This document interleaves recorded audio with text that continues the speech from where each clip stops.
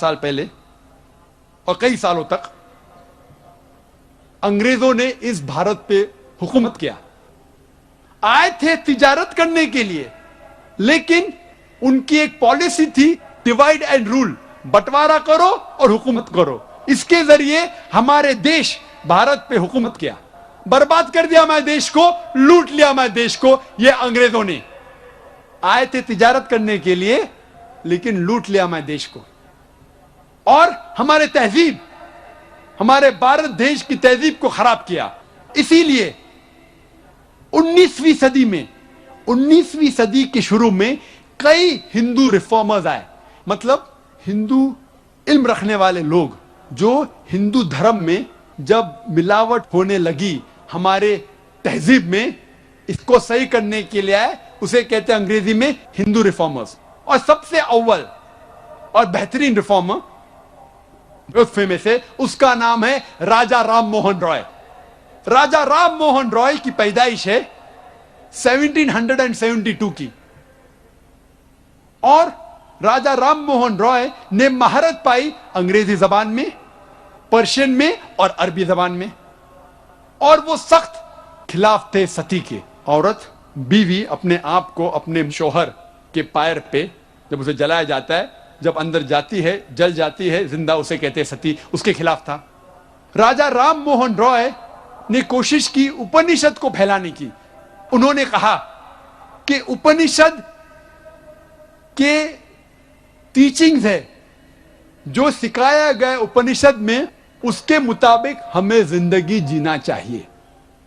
और वो सख्त खिलाफ थे बुत परस्ती के। उन्होंने एक किताब लिखी सन 1803 में, तोहफाहुल मुहाजिदीन, एक किताब लिखी पर्शियन में, तोहफाहुल मुहाजिदीन। इसमें लिखा कि भगवान खुदा एक ही है, बुत परस्ती गलत है। वो पॉलिथियज्म, अनेक खुदा के खिलाफ थे, खुदा सिर्फ एक था। उन्होंने कहा, और इस किताब में लिखा कि बुत परस्ती हराम है, अवतार गलत है, भगवान इस जमीन पे रूप लेके नहीं आता है, इंसान का रूप धारण करके नहीं आता है। और राजा राम मोहन रॉय ने लिखा कि जात पात, कास्ट सिस्टम गलत है, ऊंच नीच जात पात गलत है। और उन्होंने कायम किया एक इदारा जिसका नाम था ब्राह्मो समाज। और ब्राह्मो समाज के ट्रस्ट डीड में राजा राम मोहन रॉय लिखते हैं कि इस ट्रस्ट के बिल्डिंग में कोई भी बुत, कोई भी स्टैच्यू, कोई भी स्कल्पचर, कोई भी कार्विंग, कोई भी फोटो, कोई भी पेंटिंग और इसके जैसी चीज इस बिल्डिंग में नहीं आएंगी। वो इतना खिलाफ थे बुत परस्ती के।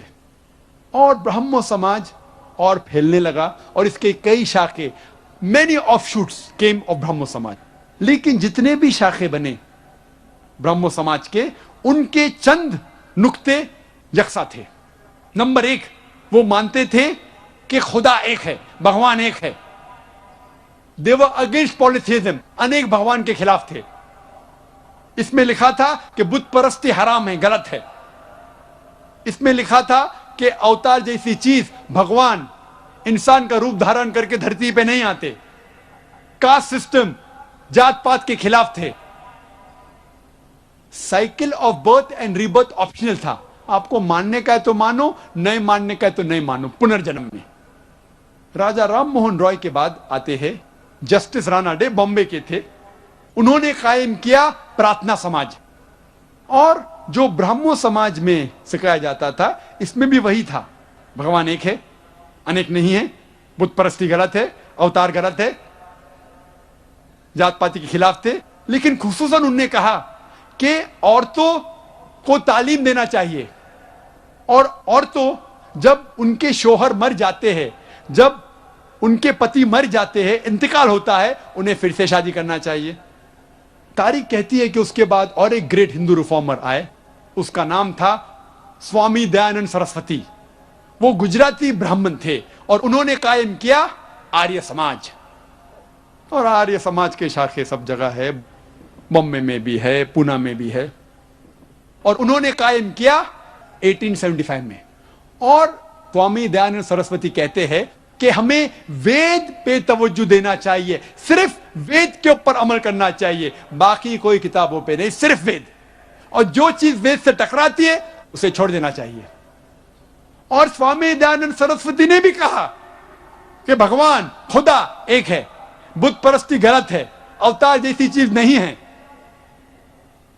उसके बाद और एक ग्रेट हिंदू रिफॉर्मर है स्वामी विवेकानंदा।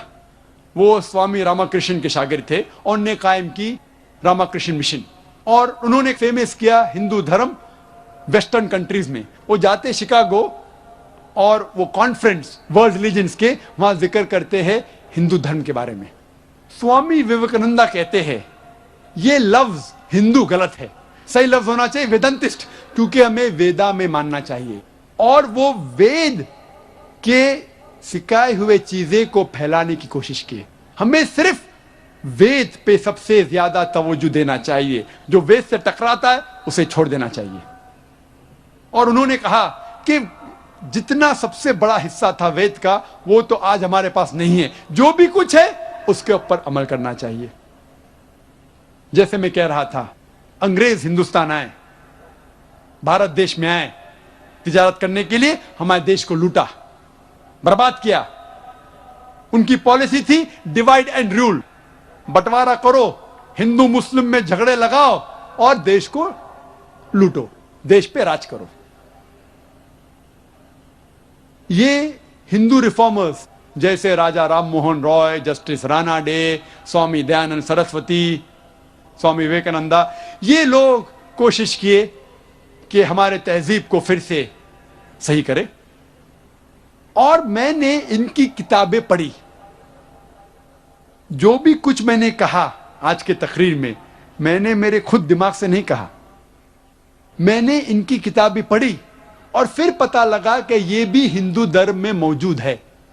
लेकिन अक्सर जब ये हिंदू रिफॉर्मर्स किताब लिखे, हवाला नहीं दिए। अक्सर लोग जब कहते हैं और किताब लिखते हैं, हवाला नहीं देते। मैं हूं तालिबे इल्म कंपैरेटिव रिलीजन का, स्टूडेंट ऑफ कंपैरेटिव रिलीजन, तालिबे इल्म हूं तकाबुल मज़ाहिब का, और अक्सर तकरीर में अक्सर 99% जब भी कोई बात करता हूं, चाहे इस्लाम की हो, हिंदू धर्म की हो, ईसाईयत की हो, हवाला देता हूं ताकि लोग को यकीन हो कि मैं जो कह रहा हूं सच कह रहा हूं। मैंने क्या किया, इनकी किताबें पढ़ी और तहकीक की वेद में, भगवत गीता में, उपनिषद में, पुराना में। उन्होंने कहा, ये हिंदू रिफॉर्मर्स ने, भगवान एक है, किधर लिखा है? मैं कहा, मैंने तहकीक की, छंदोग्य उपनिषद पाठ नंबर 6 भाग नंबर 2 मंत्र नंबर 1, एकम एविदित्यम, भगवान एक है, दूसरा नहीं। इस तरीके से तहकीक करके मैंने हवाले इकट्ठा किए और ये तकरीर आपके सामने पेश की। ये मेरे दिमाग में से अपने आप नहीं लिखा, किताबें पढ़ी, तहकीक की और आपके सामने। हवाले क्यों दिया? तो लोग समझेंगे कि ये जाकिर मुसलमान है, इधर उधर बंडल मार रहा है। किताबें मौजूद है, हमारा इदारा है माशाल्लाह बॉम्बे के अंदर, कोई भी चाहे हिंदू हो, ईसाई हो, मुसलमान हो, बुद्ध हो, आके देख सकता है, पढ़ सकता है, तहकीक कर सकता है। और अक्सर मैंने जब हवाले दी वेद के दी, क्योंकि वेद सबसे ऊंची किताब, सबसे अहम किताब है हिंदू धर्म में। अगर आप बाकी हवाले भी निकाल देंगे, उपनिषद के, भगवत गीता के, पुराने के, फिर भी मेरी तकरीर तकरीबन वही रहेंगी। लेकिन जानबूझ के मैंने हवाले दिए भगवत गीता के, पुराना के और दीगर किताबों के, क्योंकि ये किताबें ज्यादा पढ़ी जाती है। हिंदू इस किताबों को ज्यादा पढ़ते, भगवत गीता को वेद से ज्यादा पढ़ते, मानते हैं कि वेद ऊपर है लेकिन पढ़ते भगवत गीता ज्यादा। इसीलिए मैंने इन किताबों का भी जिक्र किया मेरे तकरीर में हवाले के साथ, ताकि वो लोग भी जो भगवत गीता पढ़ते हैं, उपनिषद पढ़ते हैं, पुराना पढ़ते हैं, जान ले इसमें क्या लिखा है। मैं भी पहले इन ब्रिटिशर्स, इन अंग्रेज के ट्रैप में आ चुका था, उनके फैलाए हुए जाल में आ चुका था। मैं समझता था हिंदू धर्म और इस्लाम में यकसानियत हो ही नहीं सकती, मुमकिन ही नहीं, नामुमकिन। फिर मैंने हिंदू रिफॉर्मर्स की किताब पढ़ी, वेद का मुताला किया, दिगर किताबों का मुताला किया, हिंदू मज़ाहिब के, हिंदू धर्म के, और फिर तकरीर पेश की। हमने, इस देश भारत ने अंग्रेज से तो छुटकारा पा चुका है। We have received independence from the Britishers. अंग्रेज से आजाद तो मिली, लेकिन उनकी पॉलिसी डिवाइड एंड रूल अब तक हम उसको इस्तेमाल कर रहे हैं। अफसोस की बात है, अंग्रेज तो चले गए, अपने गलत चीजें छोड़ गए। हम अब तक डिवाइड एंड रूल की पॉलिसी इख्तियार करते, खुसूसन इस देश के पॉलिटिशियंस। अंग्रेज चले गए, अपनी गलत हरकत छोड़ गए। इस देश के पॉलिटिशियन, चाहे वो हिंदू हो, ईसाई हो या मुस्लिम हो, अक्सर वो मजहब का इस्तेमाल करते हैं, झगड़े फसाद फैलाते हैं अपने वोट बैंक के लिए। इस देश भारत में, सारे जहां में, सारे जमीन में सबसे ज्यादा राइट्स, सबसे ज्यादा राइट्स, कम्युनल राइट्स, मजहब के राइट्स, दंगे फसाद इस देश में होते। सारे दुनिया में सबसे ज्यादा अगर कोई भी देश में दंगे फसाद होते हैं मजहब के नाम से, वो है भारत में। और अक्सर जब हम तहकीक करते हैं, इसकी जड़ होती है अक्सर पॉलिटिशियंस। हिंदू और मुसलमान में भेदभाव पैदा करते हैं, झगड़े फसाद करवाते हैं, ताकि वो अपनी वोट हासिल कर सके। अब देख रहे अयोध्या में क्या हुआ, गुजरात में क्या हुआ, वोट बैंक के लिए। एक आदमी ने मुझसे कहा, these politicians they add fuel to the fire. ये पॉलिटिशियन लोग अंगार में ईंधन डालते हैं, तेल डालते हैं। पॉलिटिशियंस अंगार में ईंधन डालते हैं, तेल डालते हैं। मैंने कहा नहीं, मैं इस बात को नहीं मानता हूं। आई डोंट अग्री, मैं ये नहीं मानता हूं। I don't agree that politicians add fuel to the fire, the politicians add fire to the fuel. Politicians आग में ईंधन नहीं डालते, ईंधन में आग डालते हैं। ईंधन के कई फायदे हैं, गाड़ी चलती है, प्लेन चलती है, फैक्ट्रियां चलती है, देश का बढ़ावा होता है। Fuel is used for good work. ये पॉलिटिशियंस इस ईंधन में आग डालते हैं और देश को बर्बाद करते हैं। अक्सर एक आर्टिकल आया था 2 साल पहले, दिसंबर के महीने में, 2003 में। जापान कहती है कि अगले 20 साल में यह देश भारत, इंडिया सुपर पावर बनेगा। जो देश जो सबसे आगे जाएगा वो है Bharat, India, in terms of power, in terms of wealth, in terms of economic. माली हालत से सबसे ऊंचा होगा हिंदुस्तान, साइंस की हालत से हिंदुस्तान, ताकत की हालत से हिंदुस्तान। हम जानते हैं अंग्रेज आने के पहले हिंदुस्तान सारे दुनिया में सबसे अव्वल था। ताकती लिहाज से, माली लिहाज से अंग्रेज आए, लूट लिया हमारे देश को। मेरी दरखास्त है मेरे हिंदू भाइयों से, मेरे मुसलमान भाइयों से, मेरे पॉलिटिशियन भाइयों से, कि आप अपनी मजहबी किताबों का मुताला कीजिए और कम से कम जो यकसानियत है हिंदू धर्म और मजहब इस्लाम में, कम से कम उस यकसानियत पर अमल करो, साथ में रहो और इस देश की तरक्की होने दो।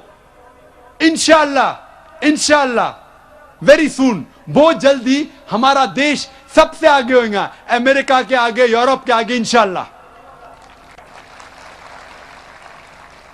ऋग्वेद में लिखा है, किताब नंबर 10, पाठ नंबर 71, मंत्र नंबर 4 में, they see the words but they see not, they hear the words they hear not. वो देख रहे हैं लेकिन फिर भी नहीं देखते, सुन रहे हैं लेकिन फिर भी नहीं सुनते।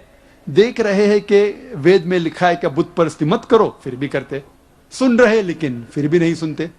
कुरान में लिखा है सूरह बकरा में, सूरह नंबर 2 आयत नंबर 18 में, सुम्मुम बुकमुन उम्युन फहुम ला यर्जिऊन, deaf, the dumb, the blind, they will never return to the true path. वो गूंगे, वो बहरे, वो कभी भी सीधे रास्ते पे नहीं आएंगे। अक्सर धर्म के ठेकेदार, चाहे वो हिंदू धर्म के हो, ईसाई धर्म के हो या मुस्लिम धर्म के हो, इस्लाम धर्म के हो, धर्म के ठेकेदार, जो धर्म अधिकारी होते हैं, अपने धर्म के ठेकेदार हिंदू धर्म के हो या इस्लाम मजहब के हो, वो नहीं चाहते कि उस धर्म के मानने वाले अपनी किताब पढ़े, क्योंकि अगर लोग मजहब की किताब पढ़ने लगे तो उनका खिस्सा कैसा भरेगा, वो नहीं चाहते। इसलिए मैंने एक तकरीर की, क्या कुरान को समझ के पढ़ना जरूरी है, और वहां कहा कि कुरान को समझ के पढ़ना बहुत जरूरी है। सबसे बेहतर है कि अरबी जबान हम जाने ताकि हम डायरेक्ट कुरान को समझ सके। अगर अरबी जबान नहीं जानते तो कम से कम उस जबान में कुरान का तर्जुमा पढ़ो जिस जबान में आपको महारत है। अगर आपको उर्दू जबान पे महारत है तो उर्दू में पढ़िए कुरान मजीद का तर्जुमा, अगर हिंदी जबान पे महारत है तो हिंदी में पढ़िए, मराठी जबान पे महारत है मराठी में पढ़िए, लेकिन कम से कम कुरान का तर्जुमा तो पढ़िए, फिर आपको कोई भी घुमाएगा नहीं। इसीलिए सर विलियम म्यो एक क्रिटिक है इस्लाम का, बहुत स्ट्रॉन्ग क्रिटिक, इस्लाम के खिलाफ है, इस्लाम के खिलाफ लिखता है। फिर भी उसने लिखा 200 साल पहले कि कुरान एक वाहिद किताब है, एक वाहिद मजहबी किताब है जो अब तक इसमें मिलावट नहीं है 1200 साल तक के। आज की तारीख में 1400 साल के बाद भी कुरान में जरा भी मिलावट नहीं। क्यों? एक क्रिटिक, एक इस्लाम का दुश्मन भी लिखता है। क्यों? क्योंकि कुरान नाजिल हुआ है अरबी जबान में, और कम से कम 15 से 20 करोड़ लोग दुनिया भर में अरबी जबान जानते हैं। कोई कुरान में मिलावट कर ही नहीं सकता। 15 से 20 करोड़ इंसान अरबी जबान जानते हैं, लेकिन दिगर मजाहिब की किताब जिस लैंग्वेज, जिस जबान में लिखी गई है वो डेड लैंग्वेजेस है, मरी हुई जबान है। Hardly handful of them know, चंद लोग सिर्फ जानते हैं, तो मिलावट करना बहुत आसान है।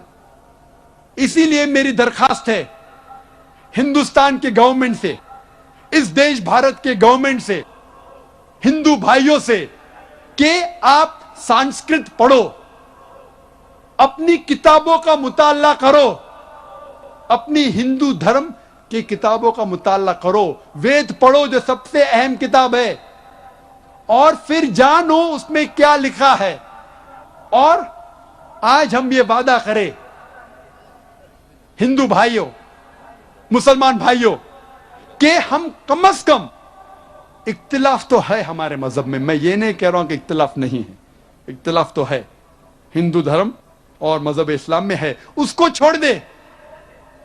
कम से कम जो चीज यकसा है हिंदू धर्म और मजहब इस्लाम में, कम से कम उसके ऊपर अमल करे, कम से कम वो चीज अमल करे जो यकसानियत हिंदू धर्म और मजहब इस्लाम में है।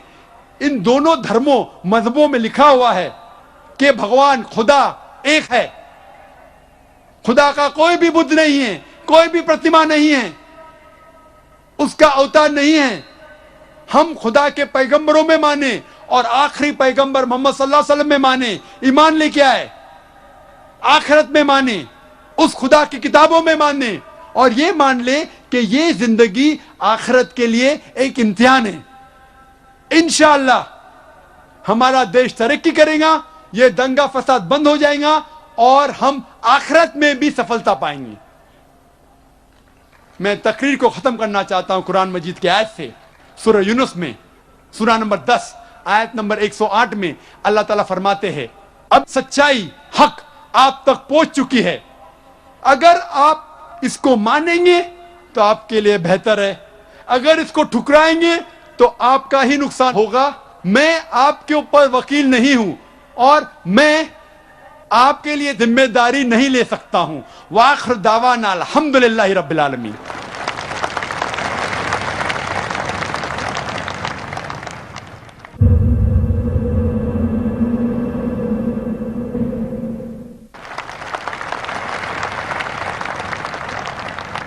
ख़वातीन व हज़रात, अब इस जलसे का दूसरा दिलचस्प पहलू जो है और दूसरा जो सेशन है वो सवालात व जवाबात का सेशन है।